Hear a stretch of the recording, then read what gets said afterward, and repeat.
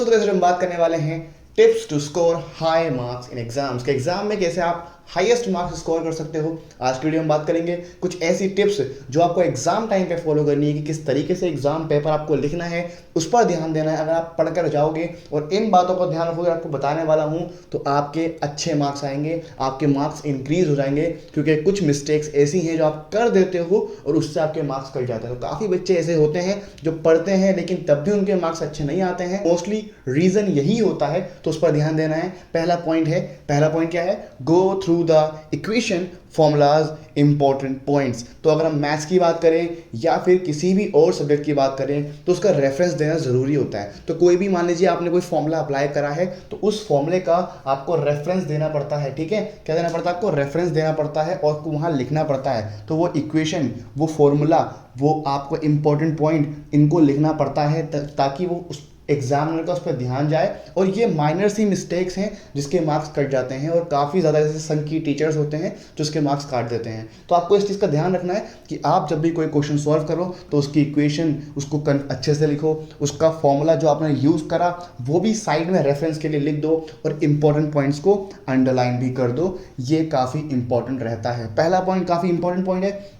Second point जो कि most important है और काफ़ी बच्चे गलती करते हैं और काफ़ी इजी पॉइंट है ये। जो पॉइंट क्या है?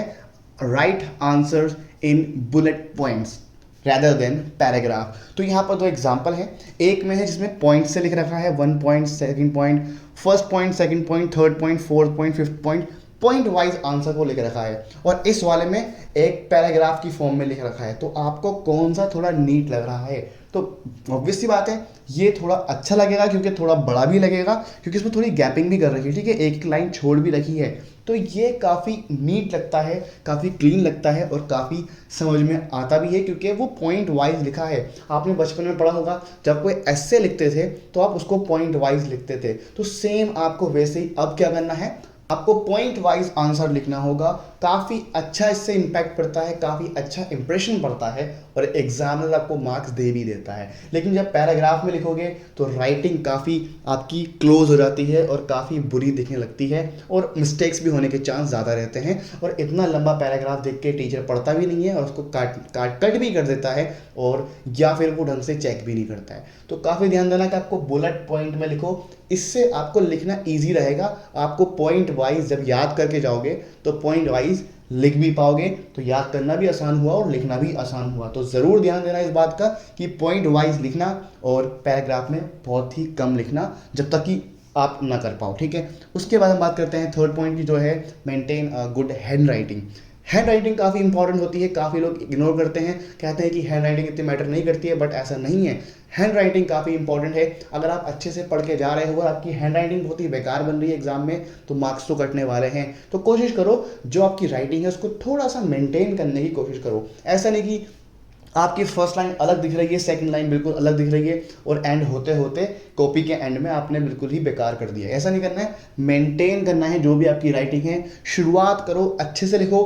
वो बात अलग है कि जब एग्जाम खत्म होने वाला हो, टाइम नहीं है, तो आप राइटिंग खराब बन रही है अपने आप, आपको उस पर कंट्रोल नहीं है। लेकिन शुरुआत अच्छे से करो और मेंटेन करने की कोशिश करो कि अच्छा सा नीट और क्लीन बना रहे और आपकी राइटिंग एक सीक्वेंस में एक कंसिस्टेंट रहे, तो अच्छे मार्क्स आपको मिलते हैं। तो हैंड राइटिंग काफ़ी इंपॉर्टेंट है। अभी आपके एग्जाम्स आए नहीं हैं तो आप अच्छे से प्रैक्टिस कर सकते हो। राइटिंग प्रैक्टिस करो, लिख कर याद करो।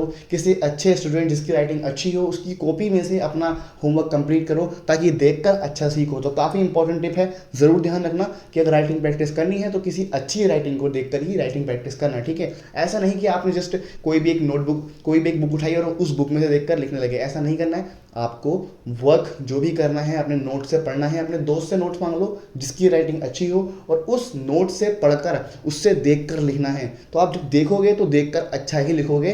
कोशिश करना, ठीक है, अपने आप तो नहीं होगा ना, आपको कोशिश करनी पड़ेगी उसकी तरह लिखने की और आपकी राइटिंग अपने आप सुधरती जाएगी। तो ज़रूर ट्राई करना। इसको हम बात करते हैं फोर्थ पॉइंट के बारे में।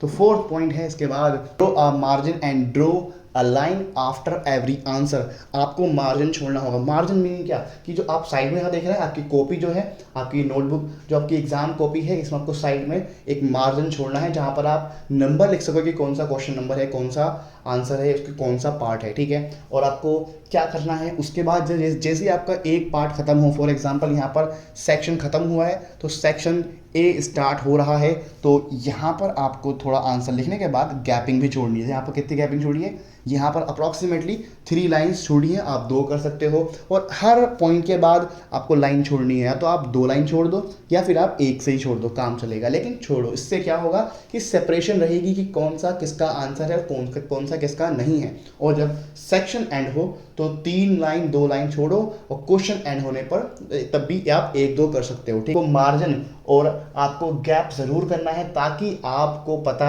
एग्जामिनर को पता रहे कि कौन सा क्वेश्चन का आंसर कितने में एंड हुआ है। और इससे फ़ायदा ये होता है कि आपकी कॉपी जो है थोड़ी भरी हुई लगती है, और उससे एग्जामिनर को लगता है कि आपने ज़्यादा लिखा है और वो आपको अच्छे मार्क्स दे भी देता है। तो ज़रूर ट्राई करना इस बात को। अब हम बात करते हैं नेक्स्ट पॉइंट की। तो नेक्स्ट पॉइंट है underline important keywords using a stick pen, yellow colour, pencil colour rather than glitter. तो आप कोई भी एक पेन लीजिए, मेरी राय में ब्लू या ब्लैक ही लीजिए, येलो पर मत जाइए।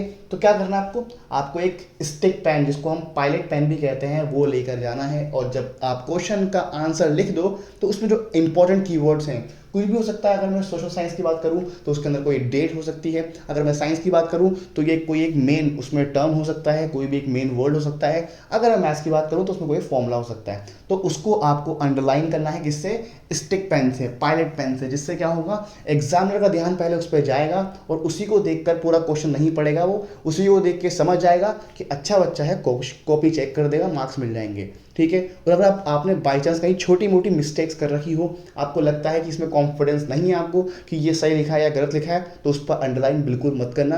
कहीं में आप गलती में ऐसे पॉइंट पर अंडरलाइन ना कर दो जो कि इंपॉर्टेंट नहीं है और जो कि गलत है। अगर एग्जामिनर ने वो गलत पॉइंट देख लिया तो मार्क्स कट जाएंगे। तो अगर आपको कॉन्फिडेंस है कि ये पॉइंट करेक्ट है और इस पर आपको अंडरलाइन करना चाहिए, तभी उस पर करो, वरना अगर भरोसा नहीं है तो मत करना, ऐसे ही रहने देना, आपको मार्क्स मिल जाएंगे, ठीक है। उसके बाद हम बात करते हैं नेक्स्ट पॉइंट की। तो नेक्स्ट पॉइंट है draw a diagram chart neatly. आपको जब भी कोई भी आंसर लिख रहे हो तो कोशिश करो, अगर उसके अंदर डायग्राम है, चार्ट है और वो ज़्यादा मार्क्स का है, फॉर एग्जांपल 2 या 3 मार्क्स का है, तब कोशिश करो कि एक डायग्राम बनाओ। यहाँ पर एक सिंपल डायग्राम मैंने प्लांट सेल का लिया है, किसी भी चीज़ का डायग्राम हो सकता है, जो भी आप पढ़ रहे हो, बायो हो, फिजिक्स हो, केमिस्ट्री हो, डायग्राम ज़रूर बनाना। और अगर चार्ट है, कोई टेबल है, तो वो भी बना के आना, लेकिन तब जब वो ज़्यादा मार्क्स में हो। ऐसा नहीं कि 1 मार्क्स में है तो आप इतनी मेहनत कर रहे हो, ऐसा नहीं करना है। 2, 3, 4 मार्क्स की हो तब जाकर आपको एक डायग्राम बनाना है, और नीट डायग्राम बनाना है विद उसके रेफरेंस मेंशन करने हैं कि किस पार्ट का नाम क्या है। इसकी प्रैक्टिस जरूर करनी है और आपको करनी पड़ेगी। बायो पढ़ रहे हो तो डायग्राम्स तो आएंगे कि क्लास 9 की प्लांट सेल और एनिमल सेल वगैरह, क्लास 10th के अंदर आपकी और भी चीज़ें होती हैं, ब्रेन, हार्ट और आपके न्यूरॉन्स, इन सब के डायग्राम्स आपको आने चाहिए। और एग्जाम आपके डिपेंड करता है सिलेबस क्या है, तो वो प्रैक्टिस जरूर कर लेना सिलेबस देख के। उसके बाद हम बात करते हैं नेक्स्ट पॉइंट की, जो है don't scribble the mistake rather just draw a single line on a mistake। तो सिंपल सी बात, काफ़ी बच्चे मैंने देखे हैं कि क्या करते हैं, जिस कोई मिस्टेक उनसे होती है तो वो उस पॉइंट को ऐसे स्क्रम्बल करके काट देते हैं। ऐसा नहीं करना है। ऐसा करने से क्या होगा कि एग्जामिनर को वो अलग से दिख जाएगा, वो सोचेगा कोई ना कोई गलती है और इसका एक बुरा इम्पैक्ट पड़ता है, ठीक है। एग्जामिनर को पसंद नहीं है ये चीज़, बुरा इम्पैक्ट पड़ता है। अगर आपसे मिस्टेक हो जाती है, जस्ट आपको उसको ऐसे काट देना है, जिससे पता रहेगा कि मिस्टेक है और उस पर ध्यान भी नहीं जाएगा, ठीक है। एग्जाम्पल के लिए, अगर कोई एग्जामिनर आंसर नहीं पढ़ रहा है, जस्ट ऊपर से चेक कर रहा है, तो उसका ध्यान इस पर चला जाएगा क्योंकि ये पहले से ही हाईलाइट हो रहे हैं, लेकिन इस पर ध्यान नहीं जाएगा अगर सिर्फ ऊपर ऊपर से पढ़ रहा है तो। और अगर डीपली पढ़ रहा है, पूरा क्वेश्चन चेक कर रहा है, तब ये तो दिख ही जाएगा, लेकिन इसको तब दिखेगा जब वहाँ तक वो पढ़ते पढ़ते पहुँचेगा और देखेगा कि ये कट कर रखा है, तो समझ जाएगा कि ये मिस्टेक है और उससे प्रॉब्लम नहीं होगी उसको, ठीक है। इन शॉर्ट, ऊपर से चेक करने पर अगर वो ऐसा करता है, ऊपर से चेक करता है, तो ये ध्यान में नहीं आएगा और मिस्टेक से इतनी प्रॉब्लम नहीं होगी, वो कॉपी चेक हो जाएगी। लेकिन ये हाईलाइट हो जाएगा, मार्क्स कट जाएंगे, तो ध्यान देना, ये मिस्टेक ना करना। और ऐसा कर सकते हो, अगर मिस्टेक हो जाए तो वो टिप्स जो आपको एक अच्छा स्कोर करने में हेल्प कर सकती है, एग्जाम पेपर लिखने में हेल्प कर सकती है। तो होप आपको समझ में आई होगी। समझ में आए तो वीडियो को लाइक कर देना, साथ में चैनल को सब्सक्राइब भी कर देना। अगर आपको इसके बारे में और जानना है तो आप मुझे कमेंट कर सकते हो ताकि मैं इस पर वीडियो बना पाऊँ। तो मिलते हैं आपसे अगली वीडियो में, तब तक के लिए all the best, thanks for watching and piece.